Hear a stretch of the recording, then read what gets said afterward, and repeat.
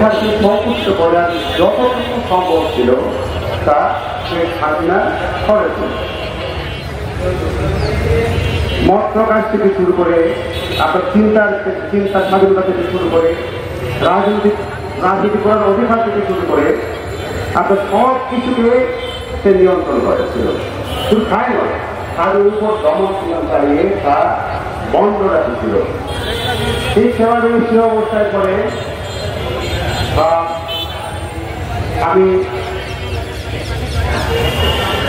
আমাকে তারা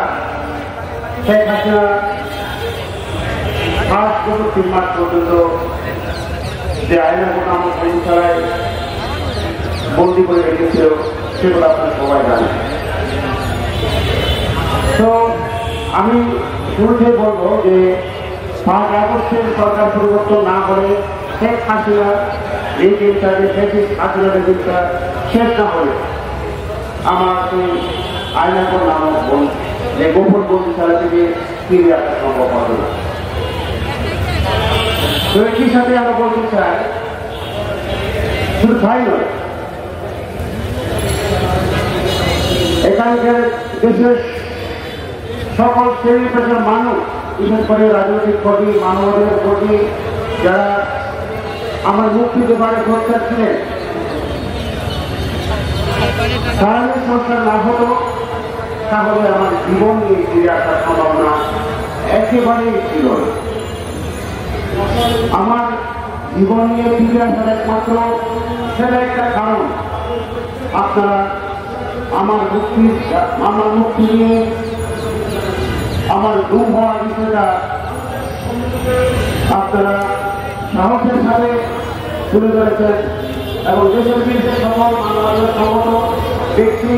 যেভাবে সরকার ছিলেন সেই সংবিধান হলো আমার জীবন পাওয়া। মৃত্যু থেকে ফিরে আসা যে আমি বারবার এই জন্য বলি, এই আমার ওখান থেকে ফিরে আসা অভিজ্ঞতাটা বুঝতে গেলে এটুকু বলতে হয় যে একজন মানুষ মৃত্যুর পর ফিরে ফিরে এসে বলতে পারছো যে আমি মরে গেছি, 5 বছর পরে ফিরে আসলাম, আমার কোনো আনন্দ তার অভিজ্ঞতা করতে আপনার শুনতাম তাহলে বুঝতে পারতাম আসলে আমার ফিরে আসাটা সেই অবস্থা আপনাদের বুঝাতে পারতাম। তো আমি এই জন্য বলি, এই যে আমি ফিরে আসলাম এটা হলো আমার জন্য একটা বোনাস। যে কদিন বাঁচি সেটা হলো আমার জীবনের জন্য একটা বোনাস আমি পেয়েছি। আপনাদের প্রতি আমি কৃতজ্ঞতা জানাই, কিন্তু সকল মানুষের জন্য আমি কৃতজ্ঞতা জানাই, যারা যারা আমার উপস্থিত হয়েছেন আরও কৃতজ্ঞতা জানাই, যারা এটা উপস্থিত হতে পারেনি সেই সকল ভাইদেরকে যারা আমার মুক্তির জন্য কাজ করেছিলেন, লেখালেখি করেছিলেন, রাস্তায় দাঁড়িয়ে আমার এই যে দেশের হাসিনার দমনপীড়নের বিরুদ্ধে সাহস করে কথা বলেছিলেন, তাদের সকলের প্রতি আমি বিনয়ের সাথে কৃতজ্ঞতা প্রকাশ করছি। তো আমি এসব কথা আর না বাড়িয়ে এখন আমাদের এখানে সময়টা অনেক কম। আমি যেটা বলবো, এখানে বৈষম্যহীন রাষ্ট্র ব্যবস্থা গণতান্ত্রিক অধিকারের কথা আমরা বলছি। তো আমি কত প্রকার বৈষম্যের কথা আমি বলি। আমি পার্বত্য প্রধান একজন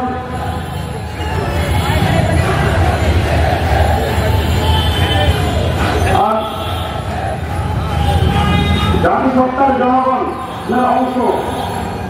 সেখানকার একজন ঠাকমা অথবা মারমা অথবা সেখানকার যারা জনগণের প্রতিনিধি হিসেবে আমি এই বৈষম্যের প্রতি বলা হচ্ছে, আমি কোন বৈষম্যগুলো আমরা আজকে এটা তুলে দেবো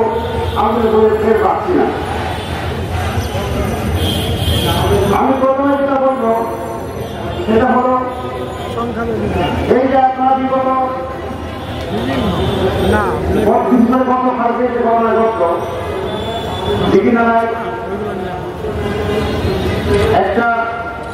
তার আগের দিন সাংবাদিক একজন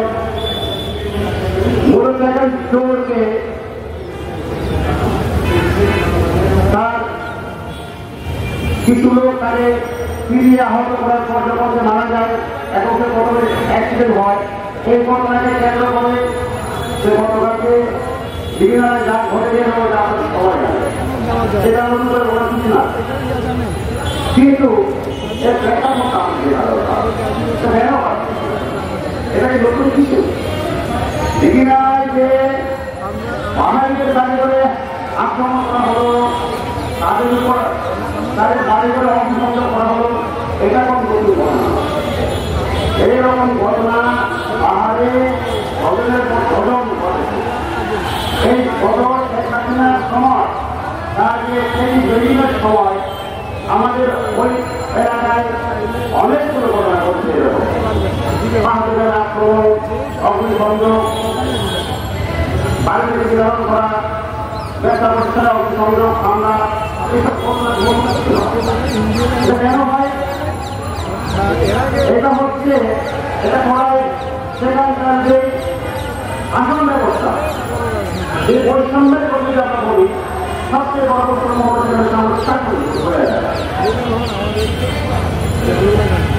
আমি বারবার আমি বলি একটা যদি দুই রকম নীতি থাকতে গেলে বৈষম্যের কথা আমরা বলি সবাই আমাকে বলতে হয় সেখান থেকে আমাদের আসন সব খারাপ করতে আমার সবাই জানে 97 সালে যে চুক্তিটা হয় এই চুক্তির পরে সংবিধানের কোনো কিছু না যে সেখানে আমেরিকার মধ্যে রাখতে হবে কোন চুক্তিতে সেখানে অপারেশন উত্তরের নামে আমেরিকার মধ্যে রাখতে হবে এই প্রশ্ন আমি করতে চাই এই সরকার অন্তর্বর্তীকালীন সরকারই বৈষম্যজনিত রাষ্ট্র পরীক্ষা মুক্ত করে নেয় তাহলে আগে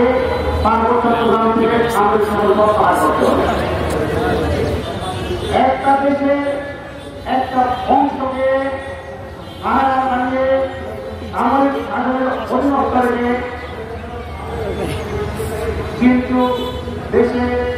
এই দেশে বৈষম্যহীন গণতান্ত্রিক ব্যবস্থা আইন সম্ভব নয়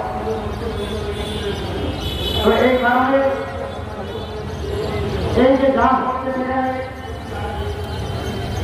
আমরা লুটপাট ভাঙচুর সবই সামরিক শাসনের সাথে সম্পর্কিত সেনাবাহিনী যে সামরিক বাহিনী তাদের সামরিক শাসনকে জাহির করার জন্য যুক্তি করে তুলে ধরার জন্য যে তাদেরকে সেখানে থাকা দরকার এইটা প্রমাণ করার জন্য তারা পরিকল্পিতভাবে কিছু সরকারদের সাথে হাত মিলিয়ে যোগাযোগ রেখে পরিকল্পিতভাবে এইসব ঘটনা ঘটায় এখন আমরা বলতে চাই এই কথা যখন আমি বলি আমাদের কি বলা হয় আমাদের বলা হয় কিন্তু সন্ত্রাস আমি যখন আমার অধিকারের প্রশ্ন করি তখন বলা হয় কিন্তু সন্ত্রাস তুমি দেশটাকে তোমার দেশটাকে বিচ্ছিন্ন করতে চাও তাহলে আমি বলবো এইসব প্রতিমীমাংসার কত কারণ হলো সেখান থেকে সামরিক শাসন প্রত্যাহার করে সারা দেশের মধ্যে গণতান্ত্রিক পরিবেশ আমরা সেখানে চাই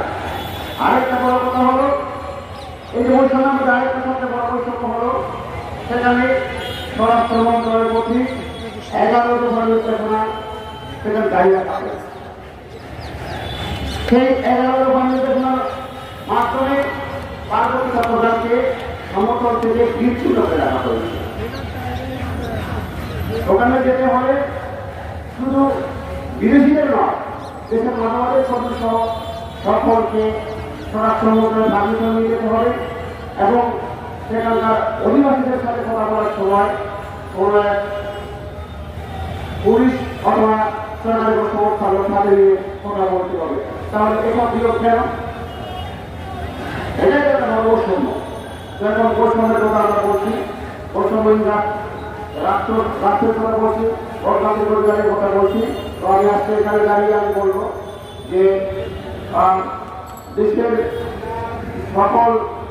মানুষের প্রতি আমি আহ্বান জানাতে চাই বলতে চাই আসুন আমরা একসাথে আমরা একটা পার্বত্য চট্টগ্রাম সহ সারা দেশে ওই সময় গণমাধ্যমিক রাষ্ট্র ব্যবস্থা কায়েমের জন্য আমরা একটা লড়াই সংগ্রাম করি।